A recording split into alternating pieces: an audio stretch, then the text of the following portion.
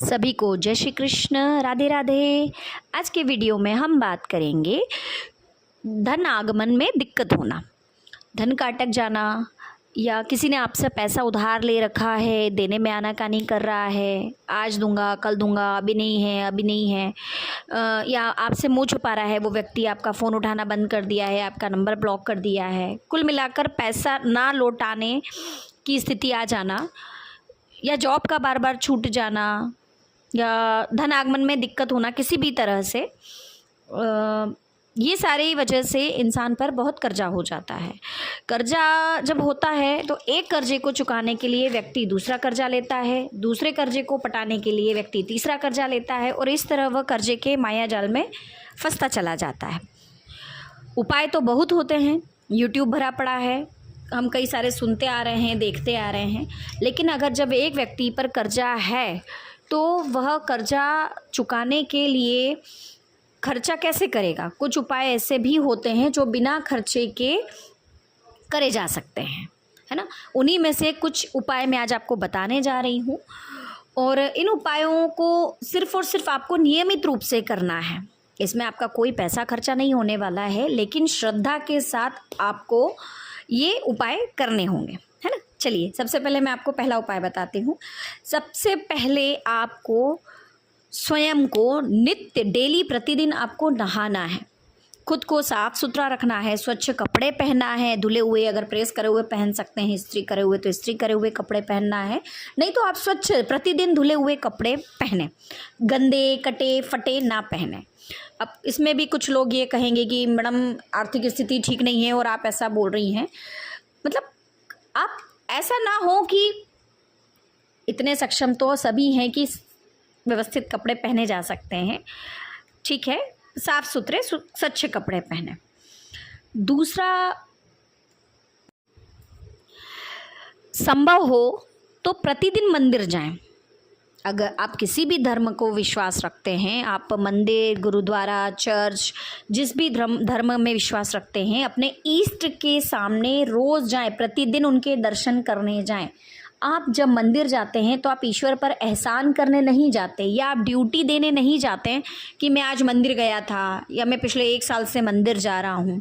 आप ईश्वर के लिए मंदिर नहीं जाते हैं, आप स्वयं के लिए मंदिर जाते हैं, स्वयं को रिचार्ज करने के लिए वहाँ से पॉजिटिविटी लेने जाते हैं। सकारात्मकता वहाँ से आपको मिलती है, धर्म स्थान से आप उसे ऑब्जर्व करने जाते हैं।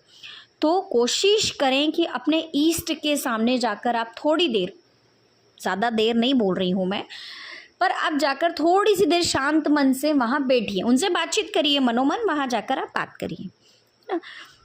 ये आपको प्रतिदिन करना है। धीरे धीरे पॉजिटिविटी आपकी लाइफ में आने लगेगी, है ना।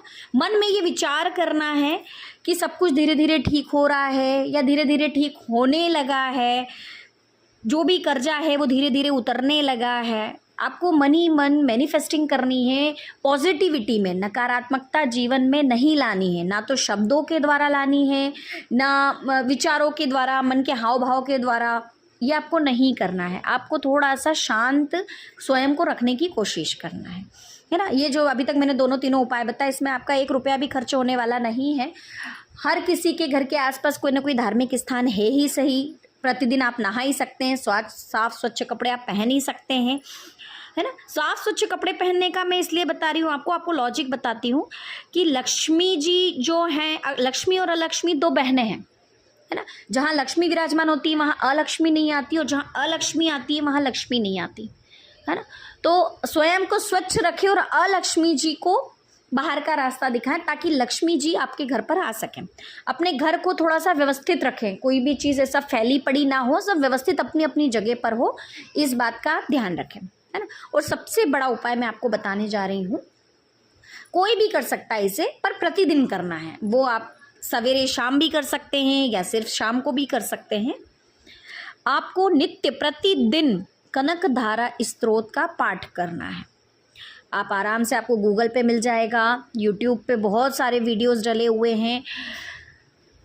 कोशिश करें कि आप उसे पढ़ें। मार्केट में किताब मिल जाती है छोटी सी, 5-10 रुपए की मिल जाएगी। और नहीं अगर पढ़ सकते हैं किसी कारणवश तो अपने यूट्यूब पर लगा कर सुन सकते हैं। अपने खाना बनाते हुए सुन रहे हैं, कुछ भी घर में छोटे मोटे काम करते हुए सुन रहे हैं, मंदिर में बैठे हुए सुन रहे हैं, कर सकते हैं।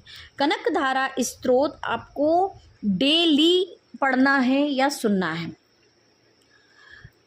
ये तीनों चारों उपाय करने के बाद आपको अपने मन में अच्छे विचार आने लगेंगे, आपके रुके हुए काम होने लगेंगे, धीरे धीरे कर्जा निपटने लगेगा, धन आगमन के रास्ते खुलने लगेंगे। और एक और सबसे बड़ी बात, ऐसा नहीं है कि मैंने आपको उपाय बता दिए और आप सिर्फ हाथ पे हाथ धर कर बैठे हैं। इस पूरे ब्रह्मांड में, इस पूरे जगत में आपको कुछ करना है तो आपको मेहनत तो करनी पड़ेगी, है ना। हम सिर्फ उपाय इसलिए बता सकते हैं कि आपके रुके काम के लिए हम रास्ते खोल सकते हैं, लेकिन परिश्रम आपको स्वयं को करना होगा। भगवान श्री कृष्ण ने गीता में भी कह रखा है कि कर्म ही पूजा है। आप घंटों मंदिर में बैठकर पूजा करेंगे, उससे धनागमन नहीं होगा, आपको मेहनत तो करनी पड़ेगी, है ना।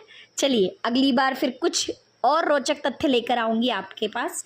तब तक के लिए सभी को जय श्री कृष्ण, राधे राधे।